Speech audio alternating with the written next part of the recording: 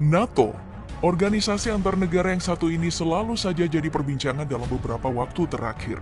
Waktu Rusia melancarkan operasi militer ke Ukraina, NATO dianggap jadi salah satu penyebabnya. Nah, sekarang sekali lagi organisasi ini disorot karena pertikaian antara Yunani dan juga Turki di pulau-pulau laut Aegea.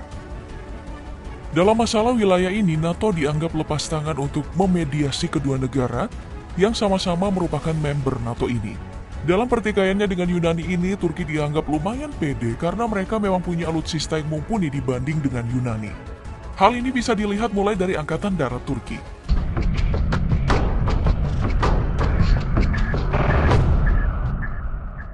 Salah satu alutsista andalan mereka di bidang ini adalah roket Sanjirit yang merupakan sebuah peluncur roket mutakhir. Dengan memiliki ukuran 70 mm, alutsista ini dianggap bisa melumpuhkan beragam target dan bisa menembakkan berbagai macam amunisi lainnya, seperti anti-tank untuk target darat dan laut, serta armor piercing untuk target udara. Dari klaimnya, roket Sanjirit sangat menguntungkan karena memiliki biaya operasional rendah, dan juga tembakan akuratnya mencapai 15 km. Keakuratan ini disebabkan oleh sistem sensor baru yang mampu untuk memberikan lintasan paling baik untuk roket yang diluncurkan. Selain itu, ada juga Korkut yang merupakan alutsista khusus untuk serangan darat ke udara. Dengan bentuknya yang unik, Korkut punya pasangan 35 mm Oerlikon KDC-02 cannon dengan kemampuan menembak yang luar biasa.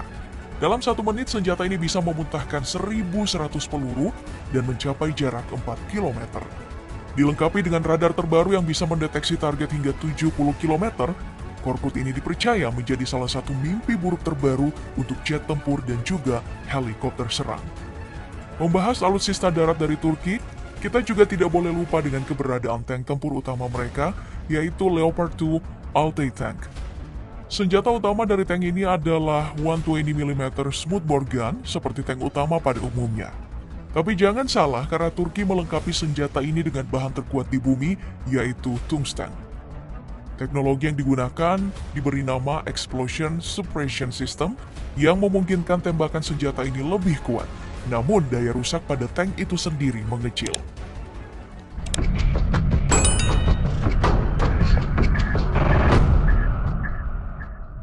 Kita pindah pada angkatan udara. Alutsista Turki yang menjadi sorotan adalah sebuah helikopter bernama T-129 Attack. Dari kegunaannya, tank ini memiliki 2 misi utama, yaitu sebagai tank serang dan juga tank pengintai. Hal ini memang tidak lebay, karena kemampuan helikopter tersebut tidak main-main. Pengoperasiannya bisa dilakukan di segala cuaca dan juga suhu, bisa digunakan siang dan malam, dan bahkan bisa tahan terhadap badai. Masalah kecepatan, jangan ditanya lagi, karena alutsista ini bisa mencapai kecepatan 278 km per jam dengan daya jelajah 561 km. Apalagi kalau ngomongin senjata, karena helikopter ini punya 2 macam senjata utama, yaitu peluncur roket dan juga senjata mesin. Selain itu, ada juga jet tempur andalan mereka, yaitu F-16 Fighting Falcon hasil kerjasama dengan Amerika.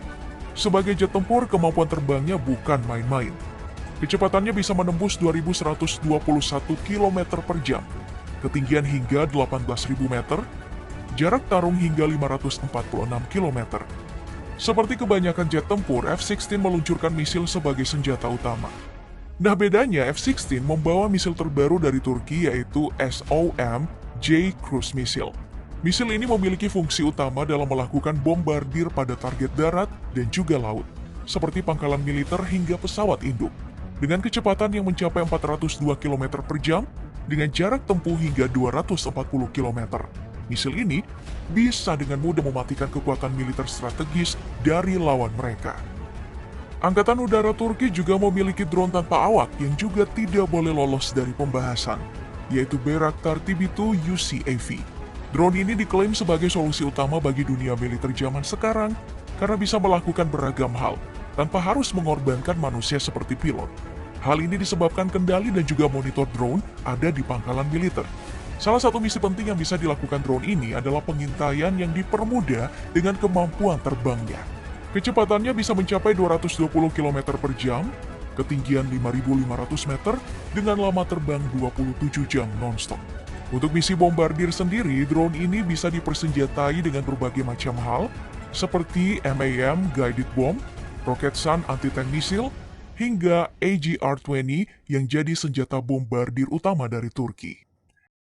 Sekarang yuk kita pindah ke angkatan laut dari Turki.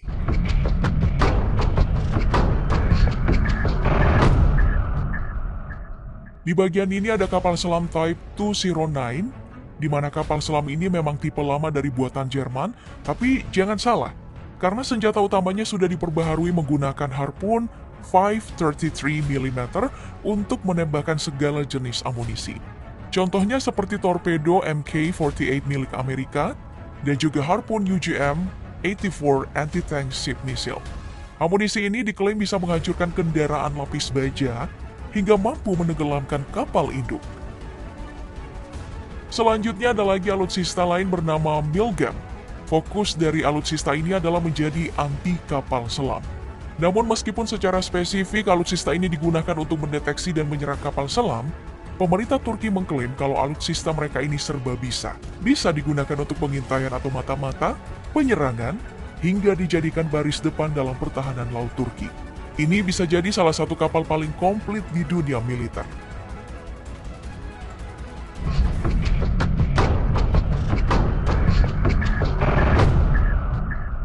Terakhir, ada nih sistem pertahanan udara dari Turki yang bernama Cyber Defense System. Misi utama dari hal ini adalah menghalau masuknya roket dan misil di dalam kawasan Turki dengan jarak hingga 400 km. Keunggulan dari sistem pertahanan Turki ini berasal dari radarnya yang dirumorkan bisa mendeteksi hingga 200 benda sekaligus dengan jarak 600 km. Klaim ini membuat sistem pertahanan Turki menjadi salah satu pesaing berat dari Iron Dome Israel. Bahkan, banyak yang memberi rumor bahwa sistem pertahanan canggih ini ada berkat bantuan Israel yang memang mesra dengan Erdogan. Kemesraan Erdogan sebagai presiden Turki pernah terlihat jelas di acara Hari Pemakaman Nasional, di mana Erdogan meletakkan bunga pada makam Theodor Herzl yang jadi founder Israel. Oh iya, keberadaan dari Cyber Defense System tadi juga memberi Turki daya jual yang lebih besar pada negara-negara kuat, seperti Amerika dan juga Rusia. Jadi wajar jika sekarang Turki jadi percaya diri untuk melakukan serangan di Suriah Utara, tempat milisi Kurdi yang katanya didukung Amerika. Turki hebat juga nih karena berani colak-colak Amerika ya. Kira-kira Indonesia kapan nih bisa seberani Turki? Oke, segitu dulu video kali ini ya. Sampai jumpa di video berikutnya.